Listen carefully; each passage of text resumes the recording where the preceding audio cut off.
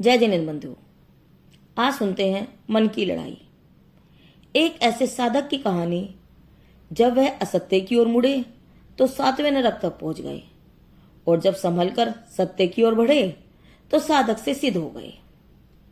एक बार श्रमण भगवान महावीर को नमस्कार करके मगध नरेश सैनिक ने प्रश्न किया, भगवान, आज आपके दर्शन के लिए आते समय मार्ग में एक महान तपस्वी के दर्शन हुए।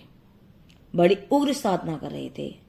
सूर्य की ओर फैलाएं ऊंची भुजाएं, मेरु की तरह स्थिर अचल, कार्योसर मुद्रा, ध्यान में लीन, नासाग दृष्टि, मुख चंद्र पर अद्भुत समता और अपार शांति झलक रही थी। कितना महान होगा उनका तपश्चरण। वह तपस्वी किस उत्तम गति को प्राप्त होंगे। राजन, जिस तपस्वी मुनि को तुमने देखा है, वह यदि अभी इसी क्षण मरण करें तो 7वीं नरक भूमि को प्राप्त कर सकता है।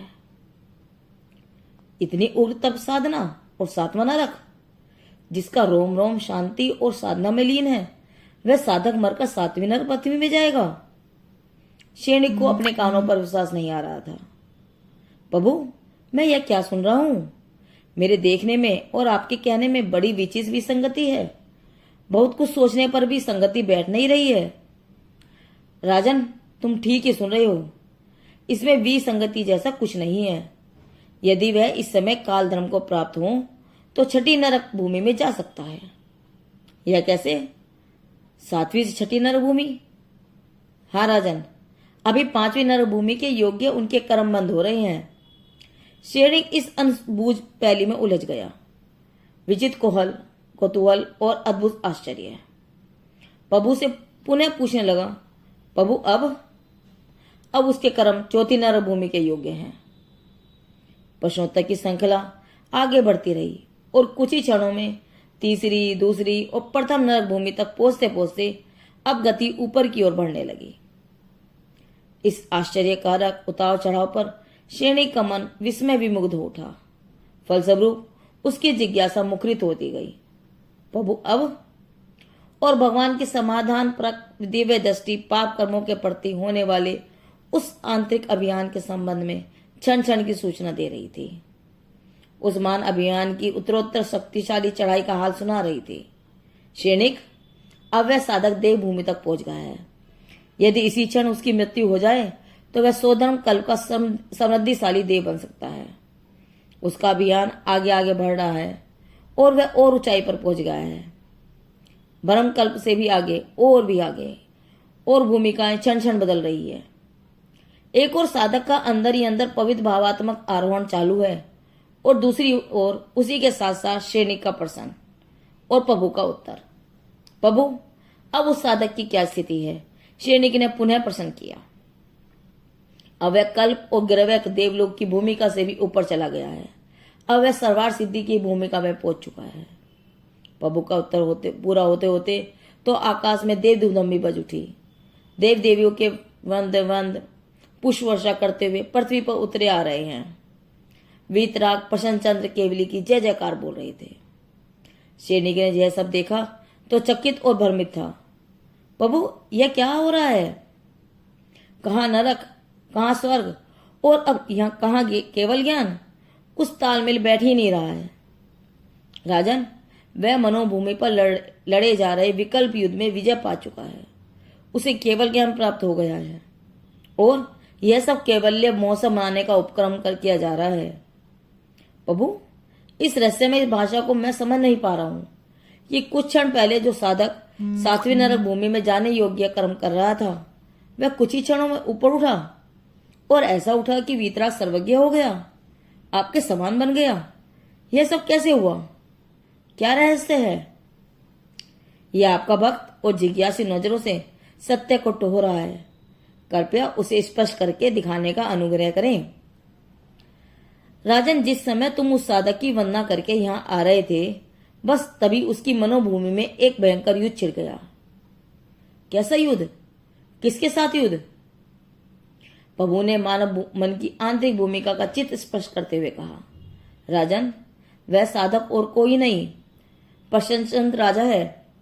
जब वे ध्यान अवस्था में लीन खड़े थे तो राज ऋषि के कानों में परस्पर बात करते हुए दो सैनिकों की ध्वनि टकराई कि देखो, इस प्रसन्नचंद राजा ने अपने अल्पवयस्क पुत्र के असमर्थ कंधों पर राजभार डालकर दीक्षा ग्रहण कर ली।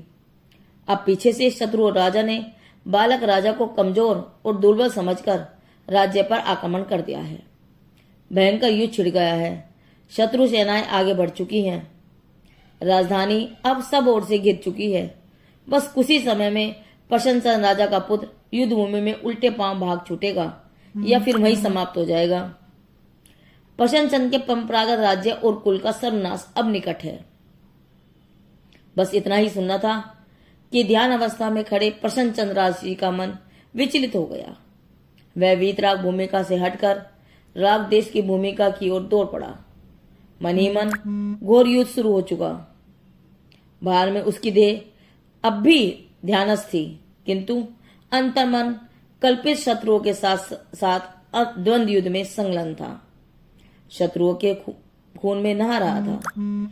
युद्ध और वैर के भाव बढ़े और इतने क्रूर रूप से बढ़े कि जब तुमने प्रश्न किया तब वह साधक नहीं, एक भयंकर योद्धा के रूप में विचारों में वह शत्रु के लिए महाकाल बन रहा था। क्रूरता और वैर की सर्वोपरि स्थिति में उस समय वह सातवीं नरक भूमि के योग्य कर्मों का बंद कर रहा था। अतः उस स्थिति में यदि उसकी मृत्यु हो जाती तो वह मरकर सातवीं नरक भूमि में ही जाता। मनोभावों के इस गंभीर और आश्चर्यजनक विश्लेषण पर समोषण सभा स्तब्ध थी। प्रभु ने विशेषण सूत्र को आगे बढ़ाते हुए कहा, राजन, प्रसन्नचंद राजऋषि बाहर में तो साधु थे, किंतु अंतर में थे वे एक वीर क्षत्रिय योद्धा। मन में युद्ध होता रहा, सब शस्त्र निषेध हो गए। निशेष होने पर भी एक शत्रु सामने खड़ा था। उस पर प्रहार करने के लिए जब कोई अन्य शस्त्र नहीं देखा तो सिर के वज्र मुकुट से ही उसको मार डालने का विचार किया, और जो ही हाथ सिर पर पहुंचा तो कहां मुकुट, वहां तो सफा चढ़ था मस्तक। उसका मनोवेग टकराया। अरे, मैं तो मुकुटधारी राजा नहीं, एक नगन सिर वाला साधु हूं। कहां भटक गया मैं? कहां है मेरा शत्रु?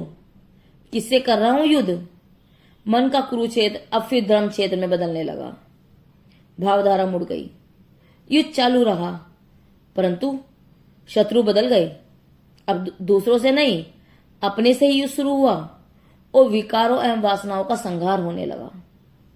जो जो तुम्हारा प्रश्न आगे बढ़ रहा था, त्यों त्यों उसके भाव चरण आध्यात्मिक विजय की ओर बढ़ रहे थे। छठे पांचवें नरकों से छलांग लगाता लगाता वह कुछ ही क्षणों में सर की सीढ़ियों को पार कर गया। विशुद्ध भावधारा के प्रवाह में अंता का कलुष धुल धुल कर बहता गया। अंधकार हटकता गया, प्रकाश जगमगाता गया, और वह भटकता हुआ साधक जो इस साधना की सिद्धि के द्वार पर पहुंचा तो केवल ही हो गया। मनोभावों के इस विचित्र नाटक पर सम्राट श्रेणी गंभीर होकर सोचते रहे। यह मन कितना विचित्र है, ये संकल्प कितने बलवान होते हैं। जब असत्य की ओर मुड़े तो अधोमुखी बने और सातवें नरक तक पहुंच गए, और जब फिर संभल कर सत्य की ओर बढ़े तो उदरमुखी बने और बस साधक से सिद्ध हो गए। मुक्ति का द्वार खुल गया। महाराज ने गदगद हृदय से श्रद्धावंत होकर प्रभु चरणों में वंदना की। केवली प्रसन्नचंद जी ने किस प्रकार मन से लड़ाई करके अपने मनोभावों पर विजय पाई और साधक से सिद्ध हो गए। केवली प्रसन्नचंद के भावों का यह कथानक जैन इतिहास की प्रसिद्ध कथाएं लेखक उपाध्याय अमर मुनि जी से लिया गया है। जिनदेव की वाणी आगम वाणी।